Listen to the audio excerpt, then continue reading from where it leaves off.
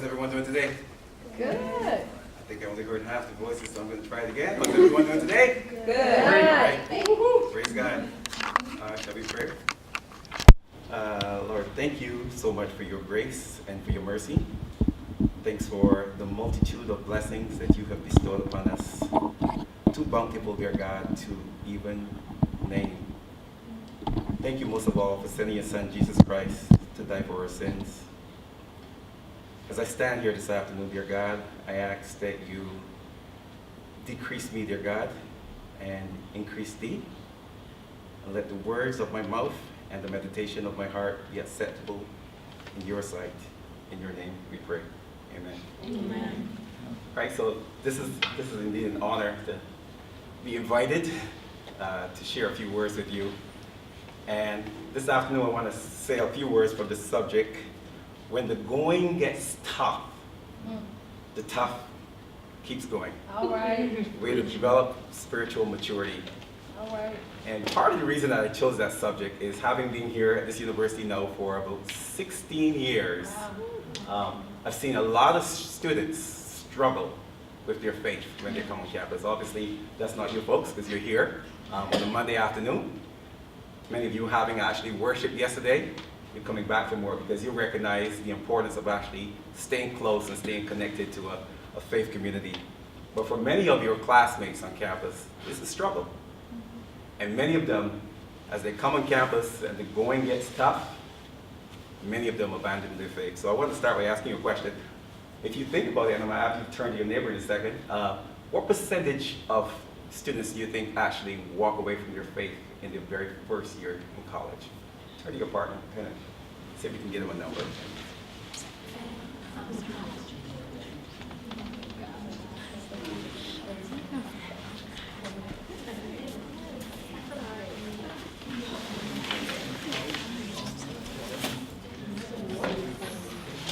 All right, what did you come up with? What number did you come up with? 32.5. 32.5? Yeah. You're close! 32.5. What are you hearing? 40%? 40? Any other guess? I said 30. 30%? Wow. 70%. I was closer.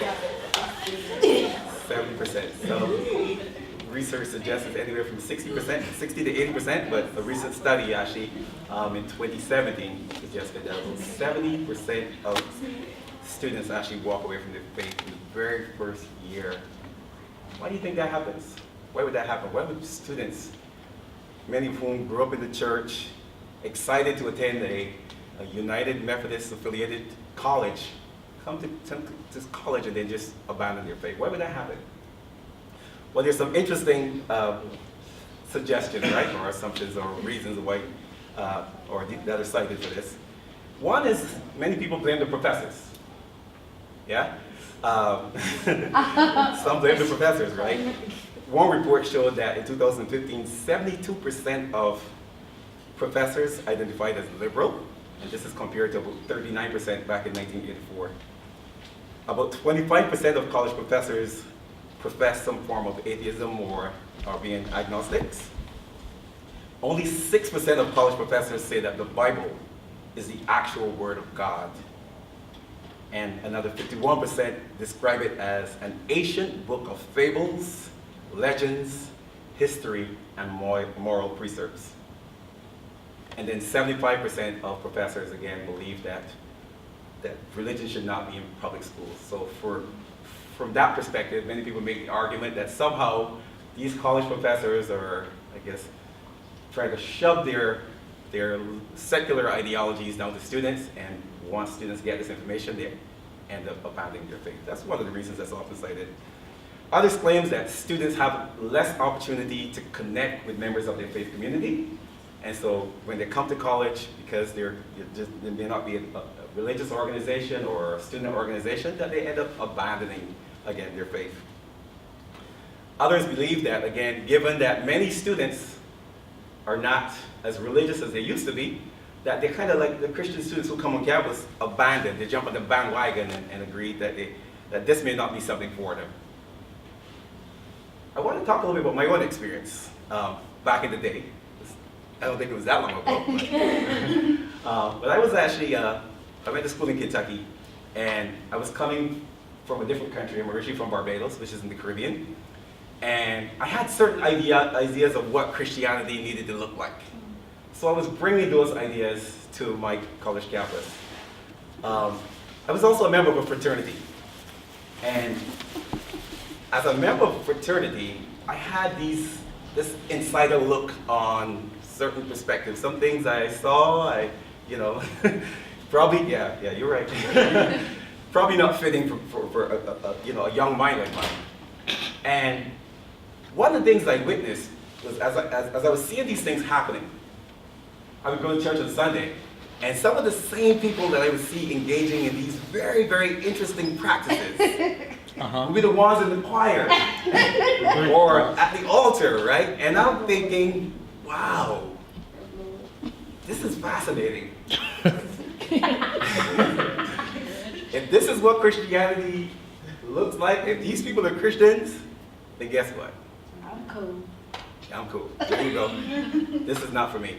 So I had a very naive perspective then, right? I had again, growing up, my mom, as a Christian, in Barbados, we believe that Christians shouldn't smoke, they shouldn't drink, they shouldn't dress a certain way. In fact, my mom never wore pants until about 2 years ago when she moved here with me.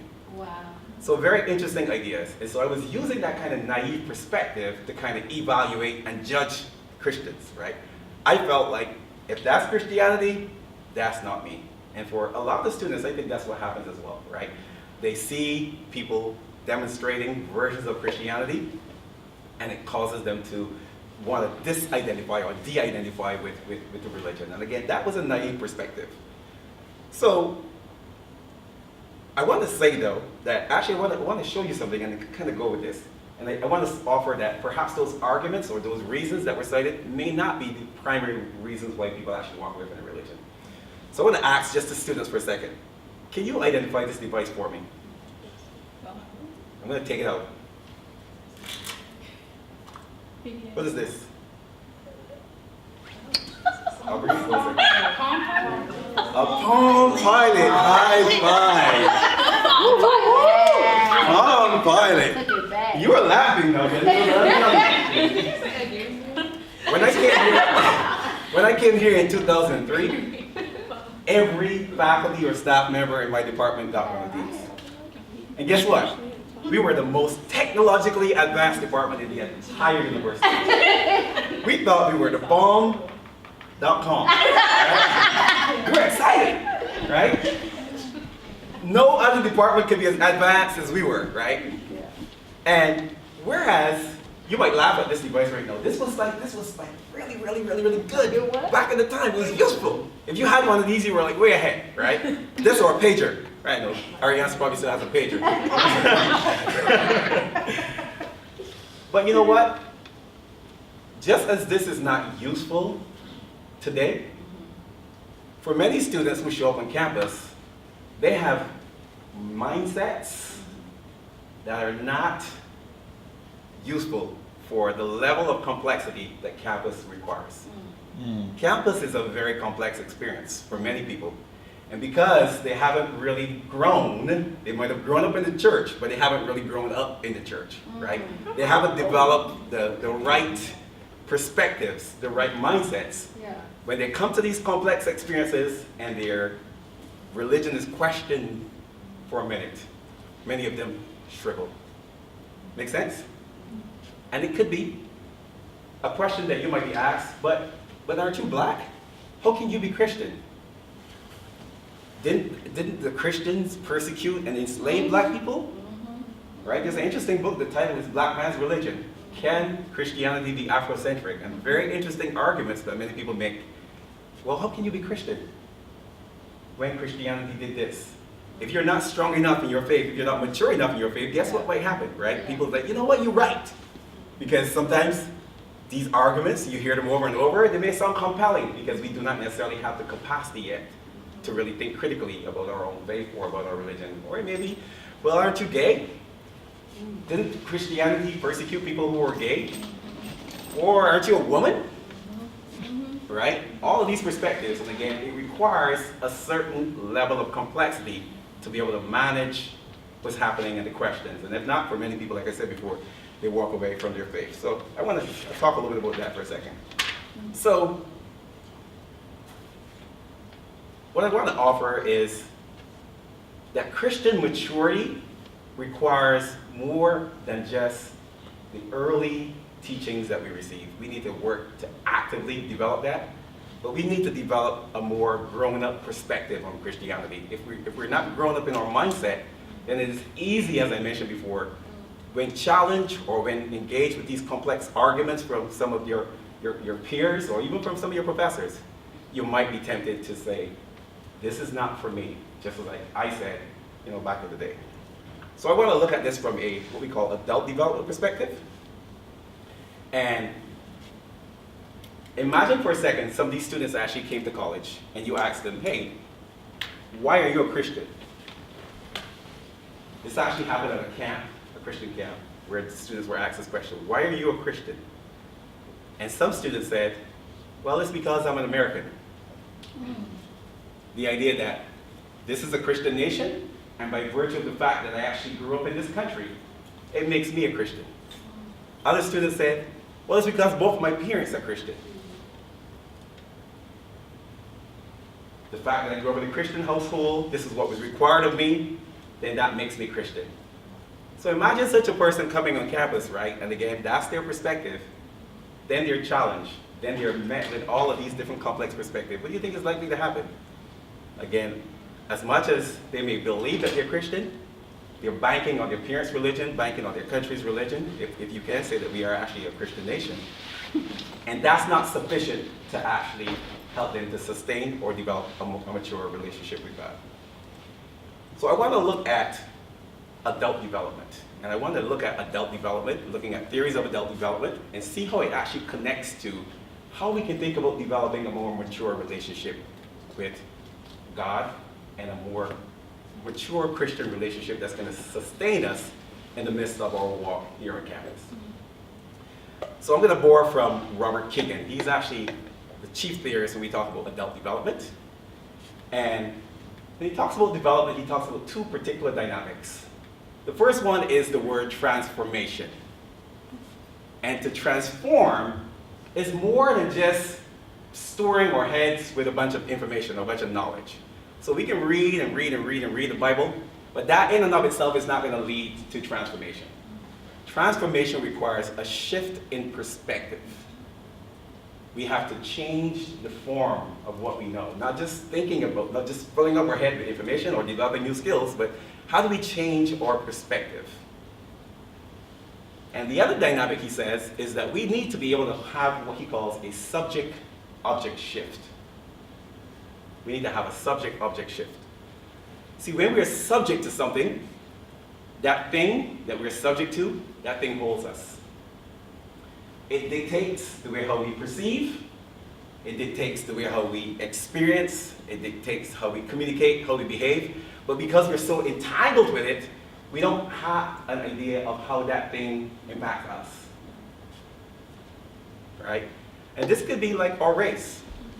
Sometimes because of our race, we're so caught up with it that we become discombobulated when we see people who we identify with in terms of our race demonstrating a form of the race that we don't necessarily feel connects to who we are.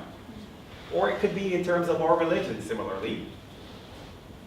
When you see versions of Christianity that does not necessarily represent the way how you perceive it. And so for many people, because they don't have the capacity yet to take a critical perspective on it, they actually end up wanting to kind of like walk away from the religion, just like I did. Make sense? I couldn't necessarily hold a critical perspective because I saw myself as Christian, and if these people identify as Christian, then I didn't necessarily want to be around them, etc. So that's when we're subject. What Keegan suggests is that in order to have a mature adult relationship, we have to move that which is subject to become object. Something that we can look at, we can take a perspective on, and we can think about it from a more critical perspective. So as I'm able to move from subject to object, then when I see versions of Christianity, I can simply say, I see that they identify as Christian, but that's not how I identify. That's not how I'm interpreting the Bible. That's not how I experience it. So I don't have to walk away from the religion. I can see, okay, that's their perspective. This is my perspective. So I can look at it as opposed to look through it. And so that subject-object position is going to be absolutely critical as we're developing this more sophisticated, mature relationship with God. So I'm going to talk a little bit about the stages of adult development quickly, and then I'm going to share with an example of how I had to wrestle with that in my role as a professor, in my role as a black man, and in my role as a Christian. So the first stage then of this adult development is what Keegan calls the self-sovereign mind. Here, for me, this is all I have in terms of my capacity. I am self-interested. I'm doing things not because I've actually internalized them as being right or being the moral thing to do, but I have these ulterior motives. I'm self-interested, and I know that if I don't go to church on Sundays, if I don't profess to be Christian, then my mom won't let me do something. Or, there are these consequences to me doing or not doing.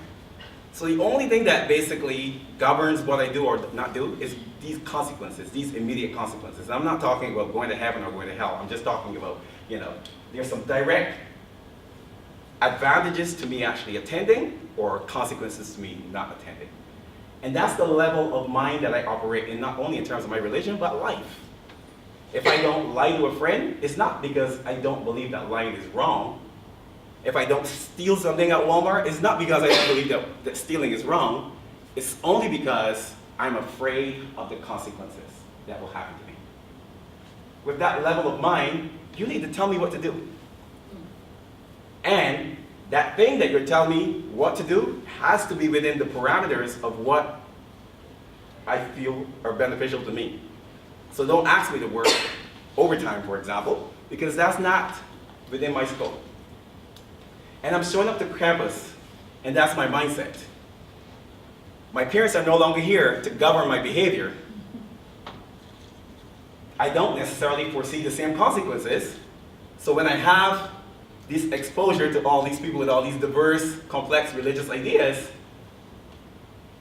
all of a sudden, this Christianity thing for me is not valid. It doesn't make sense. Make sense? The second level, or the second mindset, is what he calls a socialized mind. So here, I move beyond this need to have this self-interested perspective. And now I've actually internalized the perspectives of others, other theories, other philosophies, other ideologies. So I may internalize many aspects of Christianity here. And because I've internalized them, I am bounded by the rules. So I'm governed by all of these rules. And so as a Christian then, I believe in everything that the Bible offers, everything that my pastor says, and I haven't really thought much about it for myself because it's like I have this internal board of directors. And this board of directors, they govern everything about me. I'm blind to them. I'm subject to them. I can't really think for myself because, again, these folks are in authority of me. And I've been taught that. I had a friend who shared with me before that her pastor told her, you don't need to read the Bible, you just need me. Wow. I'm here to kind of mediate that stuff for you. And because of this, again, this socialized mind that I have, it's really important for me to fit in. I don't want to be disliked by other people. I don't want to be challenged. I don't want to be seen as. I want to be seen as part of the group. And so any behavior then that challenges that, I'm going to step right back in to make sure that you like me. Because I really struggle with this. I want to be liked. I want to be approved. And because of that mindset, if I meet a situation where people start challenging me for being a Christian, I'm conflicted. Well, this is what the Bible says. This is what I learned in church. But look what all these other people are saying. And I'm losing a lot of friends. And my boyfriend said, or my girlfriend said, and it's really impacting our relationship. And because of this, you know what? This is too much. This is too complex for me, so I'm going to walk away. All of these rules, I've been following these rules. Right? This legalism has grounded me, and I'm so embedded with this stuff right now. I don't know how to function outside of these rules. This is too much. This is too much for me. So I'm going to walk away. So the next stage I want to focus on, I think this is the stage that God actually wants us to develop. This is the self-authoring stage, where I'm no longer motivated by these external rewards, or I'm no longer motivated by this need to please others. But from this next stage, it's like now I've become my own internal board of directors. I study the word for myself. I'm able to gain some perspective on it for myself. I have my own values, my own beliefs that are grounded in my own spiritual experience or my own connection with God. So I can go on a road trip, and whereas when I had the socialized mind, I had to stay in the back seat and let others drive me. Now, I can take over the driver's seat, and I get to govern, I get to drive, I get to dictate my own experience. So I'm more in control. I'm reading, I'm studying, I'm asking questions, I'm developing this critical perspective, I'm looking, and I can hold this subject-object shift a lot more than I could before. That's where, when you get to that level, that self-authorship level, you get to deflect some of these challenges that you often get about your faith. And most people, because they have the socialized mind or because they have the self-sovereign mind, they're not able to handle, they don't have the capacity yet to be able to kind of resist some of this complexity. So I'm going to share with you my experience. One of the things I do is I lead spring term trips. I take groups to Barbados. In fact, I have a group going in a couple weeks or a couple months. But I take groups to Cuba. And I'm going to Cuba. And it's a very, very, very fascinating experience for me. Cuba has a lot of people who look like me here in terms of skin color. And for some reason, I've always felt this pull or this draw to Cuba. I don't know what it was or what it is. There's something about Cuba that draws me. Spanish-speaking country, similarly from the Caribbean. Every time I go there, some of the Spanish speakers would say, "Hey, you're my brother, right?" And one of the things we do in Cuba is we explore Afro-Cuban religion. Now, Afro-Cuban religion is a fascinating, fascinating beast. It's grounded in the Yoruba religion, right? A religion that comes from Nigeria primarily. And they engage in a lot of very interesting practices. One of the practices that they do, they believe in connecting with spirits. They believe that each person has a Orisha, which is like a guardian angel, and that person kind of guides you. That person, if you connect with that person, then they ultimately allow you to have this very, very, very powerful experience and make sure that your walk is pretty effective. But they also engage in like animal sacrifice. And there's so many things that they practice that from my spiritual or religious tradition, these things are considered to be like, satanic. These things are problematic, right? Mm-hmm. So I'm looking at this and I'm seeing these people who look like me engage in this practice. And I'm curious because I'm like, wow, these are people who descended from Africa just like me. And this stuff that they're doing is interesting, but it's crazy because it seems like all this animal stuff and communicating with the dead and all that sounds like that's crazy. So as we go to visit these shrines, I, in a role as a professor, as an interculturally competent professor, leading students to develop this intercultural competence, I'm so curious and try to figure out, like, how to engage this. And the guy who was doing the translation, every time he gets to a particular point in the worship, he talks about this drink that they drink. This drink is a way of connecting and all of this stuff. It's made up of rum. It's made up of like gunpowder. It's made up of all these things. I call it gunpowder juice. And so he's talking, and he's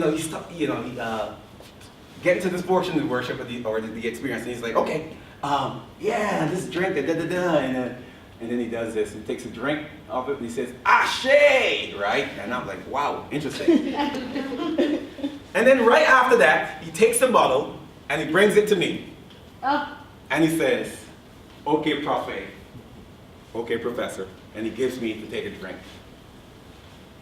I'm struggling. I am struggling. What do I do with this? Oh my gosh. What would my pastor think? What would the students think? What would Jesus do? Right? All of these things I'm struggling with because I'm trying to figure out, what do I do with this thing? I don't drink at all, right? And this gunpowder juice thing. And so I have to process in the moment, thinking about all of these things. And so what do you think I decided to do? Drink it. I sure did. I drank that gunpowder juice. Here's what's coming up for me as I'm drinking it. Wow. When you think about a subject-object shift, one of the dynamics is to move from I am to I have. From I am to I have. So you move from I am black to I'm a person with black skin who's experienced a particular way in the world.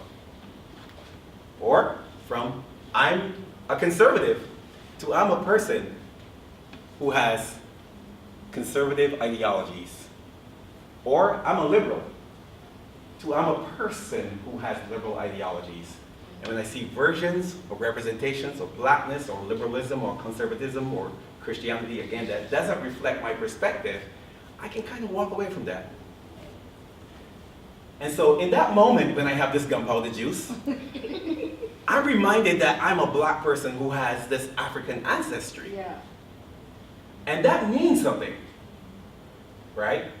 But the reality is that as a black person with this ancestry, there's a lot about my experience that I don't know. A lot about the experience of my ancestors that I've not had access to. They never taught me it in school. It's been bastardized. So I haven't been able to experience it. And this is a moment now that I get to really think critically about that. And what I'm reminded of then is my wedding ceremony, where we had it in a church. And one of the things we wanted to do is to make it Afrocentric. And so we decided that we were going to pour libations, right, which is an Afrocentric practice. And I remember feeling so judged. Many people in the church making statements like, "Oh my gosh, they're working voodoo," right? Right? And so here I am now. I have the moment, the experience that I have to make this choice. And I decided, I'm curious as to what it might be like to experience this from the perspective of my ancestors. It didn't mean that I have to stop being Christian, right? Because I'm still a person who has Christian beliefs. But I can experience some historical dynamic here without contaminating my belief. For many people, that will be too complex of a situation, and they may just decide, nope. But here's what's interesting about that story. I just actually did AfricanAncestry.com, right? I swapped my DNA, not Ancestry.com, but African Ancestry. And I swapped my DNA, and I sent it off. And just this January, I just got my results back. I am 100% Yoruba. Wow. So the very same religion that I was curious about, there was something there, right? I had no idea, right? Wow. And so I could have disconnected or detached or missed that learning opportunity, right? Because, again, I got caught up. Does that make sense? Mm-hmm. All right, so because many of us tend to have this socialized mind,